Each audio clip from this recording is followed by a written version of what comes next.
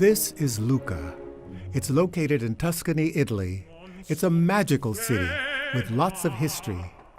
Welcome to GlobeTrotter. I'm Jon Haggins. This is Palazzo Mansi. Apparently is one of the many buildings that you can find just strolling through the town, and belonged to one of the 100 families that were the managers of Lucca along a range of 500 years, this little republic, these independent states. But the local, even if they were nobles and very wealthy, they never expressed outside, they never show their wealthness. So all the buildings, they look the same, very sober, like this one. Yes, there is a big entrance with a crest, but nothing else, no decorations. It's just entering inside that you can see the real wellness of the local and the quality of style that they had along the centuries. Well, now Palazzo Mansi is a museum open to the public, able to show you all this wellness that the local they have preserved inside the town. The facade of this palace is very ordinary, and it's a real surprise upon entering.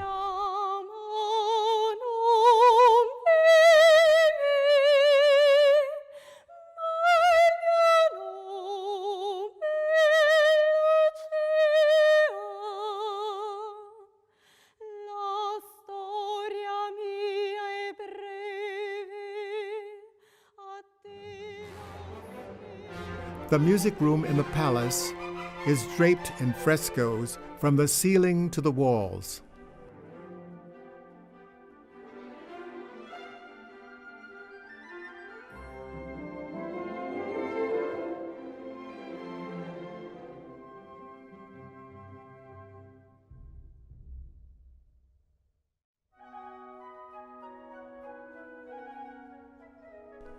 This ornate bedroom is flush with gold trim and fabrics.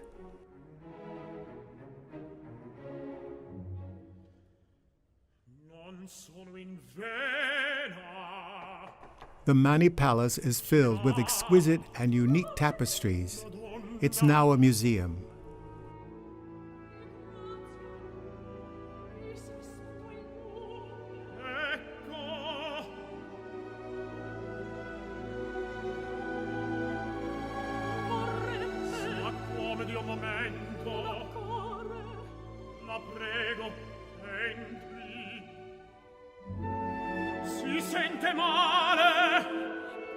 The art gallery has a vast collection of oil paintings. We're now exiting the Mansi Palace for a tour of Lucca. I decided to pass through here, take it back streets to show you something that sometimes the tourists they skip. Instead, it's something that belongs to the town. It means this little corner, these little gardens that most of the times are hidden, So this is open to the public because now it belongs to that building in which we have a section of our town hall. So the mayor managed by that building is not the biggest, but it's pretty important. So we have this garden. Don't think that we had so many gardens in the old time, inside a town, an old town. And when you say, but when? Try to think, we're speaking about the Roman time, for example. Try to think, this was a Roman army base. Can you figure out Julius Caesar and Russell Crowe gardening inside an army base? No. Me, no. Outside was so wild, everything had to be reclaimed. And so that idea of garden was not here. Then we jump in 1000, when the town was at the top of its glory till 1200. This town was really so wealthy that could afford 10 churches like the one that we saw 2 minutes ago. Was the moment in which the town of Lucca was really a capital, international, we can say. At that time, we had problems with our neighbors because there were other towns that were growing in the center of Italy. Pisa, then Florence, that became the biggest nightmare for all the others. Incredible, sounds like a paradox, but it was like this, then I'll tell you.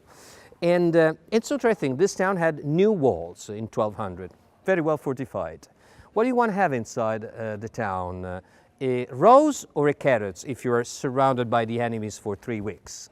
Carrots. You want to have a carrots, So we had kitchen gardens. The idea of a garden was not developed yet, So kitchen garden with carrots, onion, products that were useful. Then You have to consider the many nuns and many cloisters that we had, that they had to be completely independent, self-sufficient, we can say, you know. So no idea of gardens. Then we jump in 1500. The town of Lucca, then I'll tell you, became very peaceful for many reasons. First of all, because it was very wealthy, and we could afford to pay the enemy to go away. And so we never had a war. No one war. From 1400, we don't know what's a war in this town. That's why Lucca never appears inside the history books. 1300 to 1500, delivering paintings, this was not the way. They conquered the other towns fighting. And Pisa was conquered in 1401. San Gimignano, Arezzo, Volterra, a genocide. They conquer everything, and finally they conquer Siena. They missed one target. Look. Wow. What we did to keep them out. we paid the one who had shoulder wider than the Florentine. And who had the shoulders wider than the Florentine along the centuries? One institution, the empire, the emperors. When you think about the emperors, all the people think about Julius Caesar. But don't think there was just Julius Caesar. It was like a torch that along the centuries moved from one country to another. In 1500, the torch was in the hand of a very powerful man, Charles V. And in a certain sense, you know him. Do you know Mexico? Do you know Chile? From Mexico to Chile, the people speak Spanish, except the Brazilians. Not for fun. They speak Spanish because Charles V sent the conquistadores. So Charles V in 1500 had one hand in Mexico, one hand in Argentina and Chile. With the left feet was pushing down the Turks. They were rising up in the Mediterranean area. And with the right feet was pushing down a new problem, the Protestants. We are celebrating this year 500 years from Luther. So the emperor was like this. What do you think he needed? Money. And this town was his ATM machine. Do you understand? So every time that the emperor came down, Lucca was under a dome of protection, you know. He was coming down with the army. He conquered Rome, he conquered Florence, he conquered everything. He said, don't joke with me, but don't touch Lucca. That is my town. It was a little Switzerland in a certain sense. Low profile. Do you know any news about Switzerland? Who is the president of Switzerland? Nobody knows anything about Switzerland. Lucca was the same, you know. That's why you can see that frame. Can you see that frame? The third time that Charles V came in Lucca, because he came 3 times, he was guested inside this building. The daughter of him for sure. And Mr. Diodati, that was very important, one of the 100 merchants' families, when he came, I was not there that day, but I figured out it was a situation like this. Oh, Charles, you're here again, you know. What are you doing? Are you here for money? Oh, don't worry. There is money for you. But there is a news for you. And probably Charles said, what's the news? Yesterday, I had a baby, little one. Do you want to be the godfather of my baby? Probably the emperor said, oh, me, the emperor? I'm pleased to be the godfather of your baby. But who is the priest that is going to baptize him? Because, you know, I'm the emperor. And Mr. Diodati said, don't worry, it's just coming the Pope Paul III. And so that was the baptism, you know, because they had a meeting. They had the preview of an important meeting that then was held in Trento, il Concilio di Trento, the politic against the Protestants. Everything was planned in Lucca. And that's why that frame, that celebrate like an arch of triumph, the emperor in Lucca. So there is always a reason. You're walking in the middle of the history. This is the love of my life because I can show you all the churches, all the monuments, all the paintings, but this was part of my life because it's still in my memory when I had hairs and I had a girl behind, you know. No, but not with this. This is 50, so I was just 16 when I had this. But then I had the 150, and with the 150, I could reach even Sicily with this. At that time was like an experience. It's a fantastic place because it's like the biggest roof garden that you have ever seen in your life. So this is like an elevated platform, thanks to which you have a view for 360 degrees around this area. You can see the beautiful hills and mountains that, like a crown, they surround Lucca. And you have the privilege to have a view inside the private gardens, and on the wall of Lucca you find that it's really like a botanical garden. We have more than 37 different types of trees on the top of the wall. Why? For the reason that I told you before. Because the Napoleon sister, when came in Lucca, she was 25, probably the ugliest princess that we have ever seen in our life. But try to think, the best manager that we ever had. Because 25 years old was like 5 Napoleons in one girl, you know. So really strong. When she said something, immediately was was done. And when she said, what kind of walls are this? To do what? Have you never used this wall? And we said, no. So why you save it? Or we turn down, or otherwise we can do an experiment. We can change it in a garden. And that's why she brought on the wall all the typologies of trees that we had never seen before. So walking, jogging, riding a bike, and I can tell you, when I was a baby, my mother brought me on the stroller on the wall, you know. When I was 3, my mother said, you know what is this? No, this is a bicycle, ride a bike. We go up on the wall. Then when I was 5, down here, there are wonderful fields. I was playing soccer. When I was 16, I was a bad boy, and so I took the hands of my girlfriends, and I said, I would like to show you something around that, you know. And we had fun, you know, like all the young boys they are doing, you know. Now I'm working.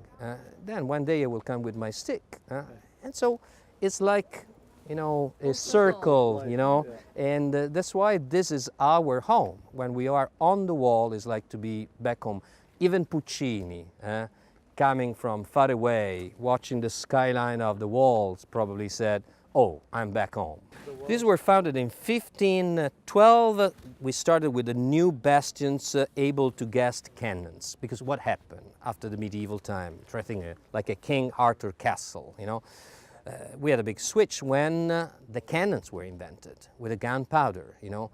Not the first shot, not the second shot, not the third, but the fourth or the fifth, and the medieval wall collapsed. So what we had to do? We have to take our wallet, we had to pay to have the best engineers that in 170 years they completed all the we have 6 million of bricks all around. 170 years.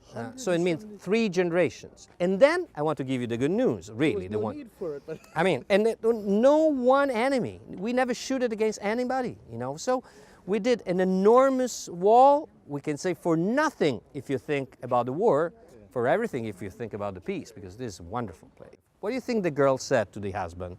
Honey, I want one. honey, look that nice garden.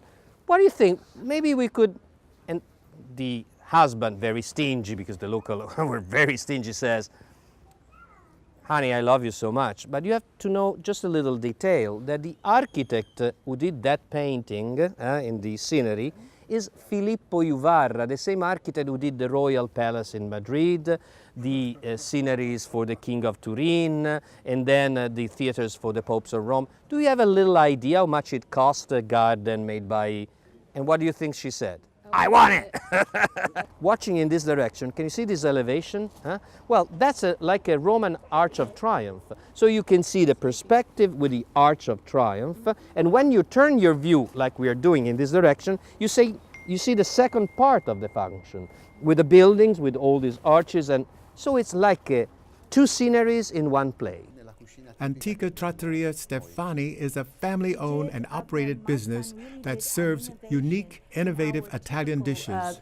Way of cooking, so he started doing something different. He put some new inventions in it. Mi occupo anche di commercio. Troppo. I'm also a member of the Chamber of Commerce as a board in the board, and from 3 years.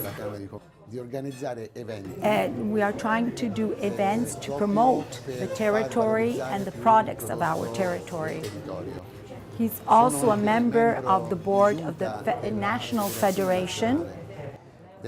for the public kind of shops, all the shops and the commercial things around. And lately, in the last years, we have really done a lot to promote and to give more value to the production and to the typical products of our area. And lately, in the last years, we have really done a lot to promote and to give more value to the production and to the typical products of our area. When all the Roman streets collapsed, all the infrastructures of the Roman collapsed, was preserved one street that along the centuries was called Francigena Road or Romea, the roads toward Rome. And consequently, all the pilgrimages had to pass through Lucca, the first town in the Mediterranean area that was very wealthy and powerful. The name of this church is San Frediano. An incredible night, the cuisine incredible. It's all about the traditions of Italy, and I'm at the International Academy of Italian Cuisine, and I'm here with Carla Lopez, and she's going to talk about how this whole experience began. Okay, this experience began more than 30 years ago in Siena, where the school was founded by a Japanese man called Nishimura. Usually they come for a year. They study here for 2 months every day. And after these 2 months, they usually get a studio visa for 12 months.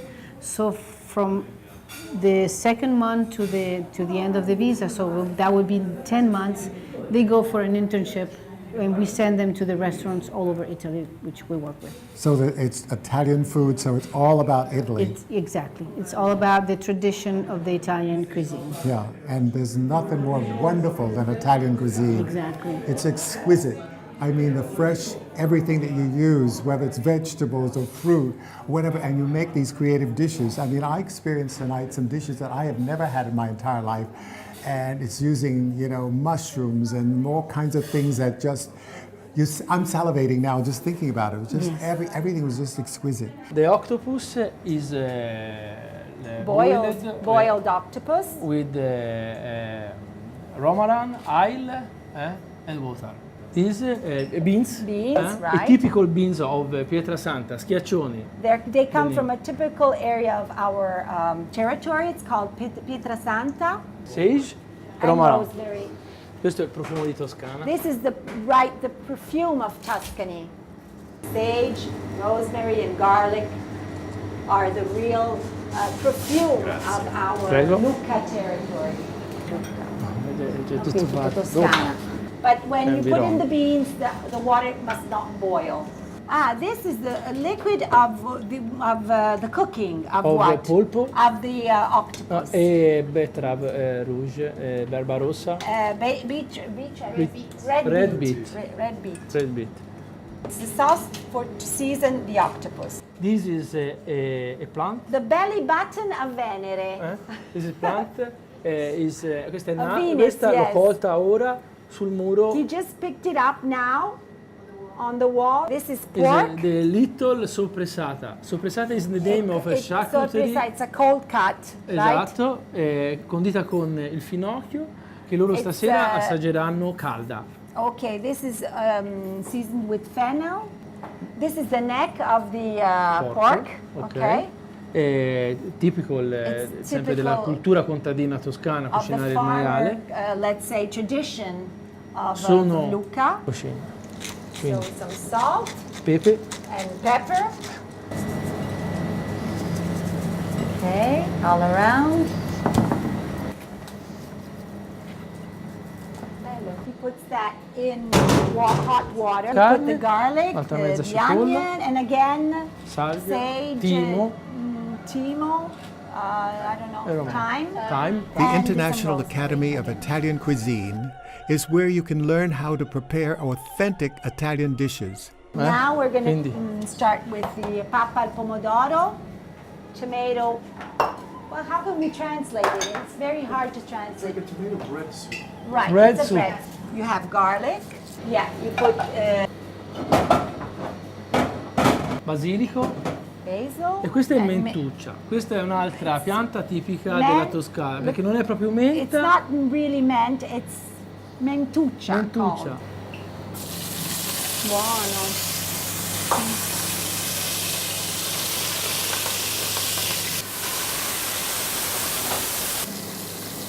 Sì, sì, sì. Questa voglio imparare anch'io perché non la so fare. Io non so mai ma io mi sono stata. We can add some water, some hot water when it's ready.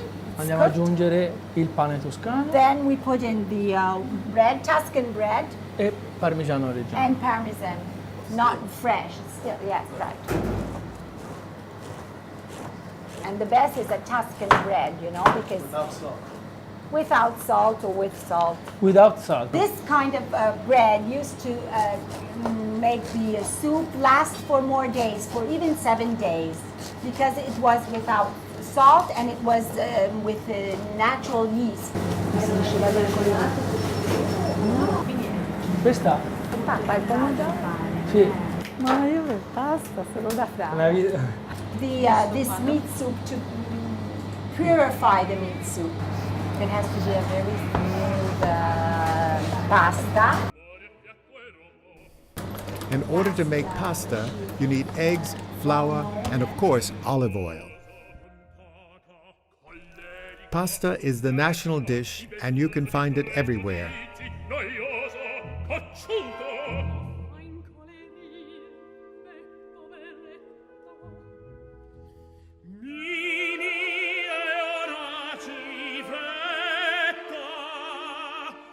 Making pasta is a laborious procedure, but fortunately, Luca, our chef, is using a pasta machine.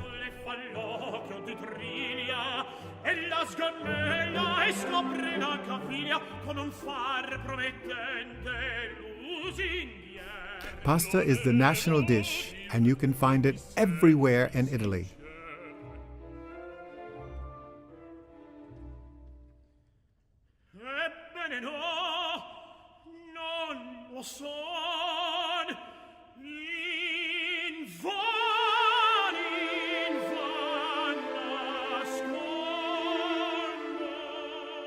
We are creating ravioli, but it's not easy for me to get the hang of it. But at least I tried my very best.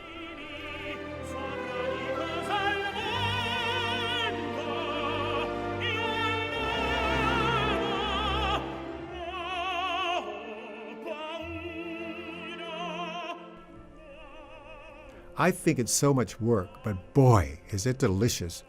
Pasta is a typical Italian dish. I'm helping, but I just don't have the feel, the hand for it, you know, but I love eating it.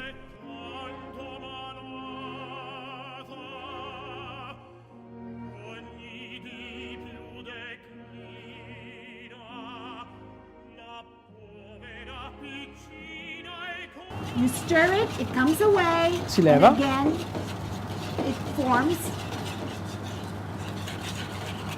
The bread soup is reduced to a solid paste for the filling for ravioli. Questo scalogno. Scarola. This is scarola. This is the Salad. But it's a kind of salad. It has to be a typical type of salad. Okay? The shallots, because they have the... It's called scarlet. In Ho vinto, 2009, ho vinto la Coppa del Mondo di gelateria. He won the cup of worldwide ice cream maker. More volume, and it's, you know, make more of it. But also it has to be No, voglio più And we use milk. Okay, the protein. Okay, now you just boil this a little bit. Lo scalogno è volutamente che è forte, bruciato. Okay. Can't do that in my kitchen. I can't do this in my kitchen. Questo io non lo faccio in cucina mia. Mi sporca tutta la cucina, non si può. So the scalogno is a little bit burnt. It's expressly done like that. Okay, it has to be. Per dare il gusto della brustolita a little bit of roasted. You see? A little bit of roasted flavor.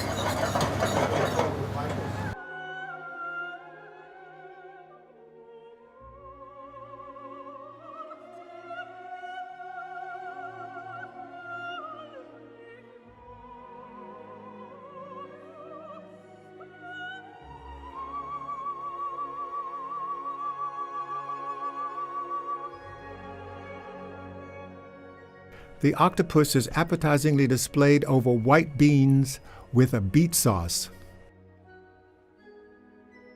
This is one of the grand palaces in Lucca.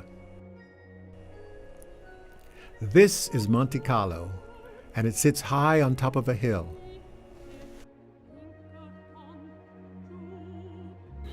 This is an incredible day. We're out in the wilds, we hear the birds in the background.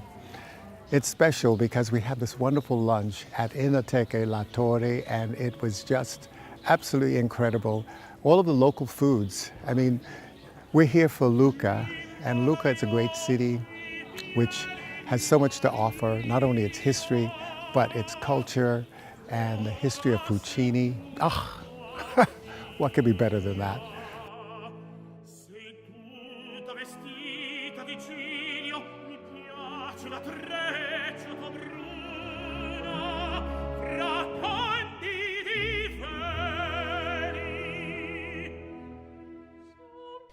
There's a lot of love in Lucca, and Chef Sahari is giving me a big hug.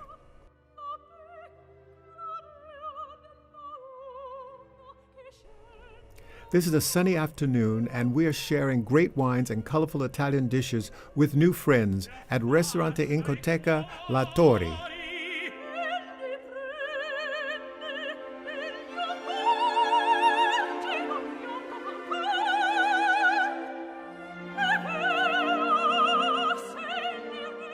Restaurant Enoteca La Torre has a perfectly open terrace for our lunch. This is Lucca, an extraordinary destination.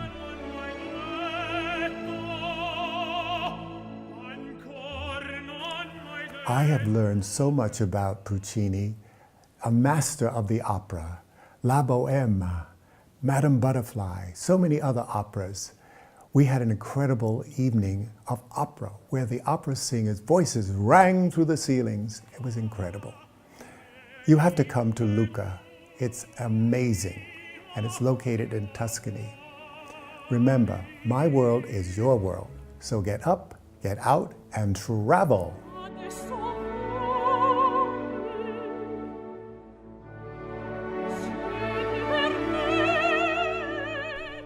Hope to see you next week at another colorful destination. So long for now.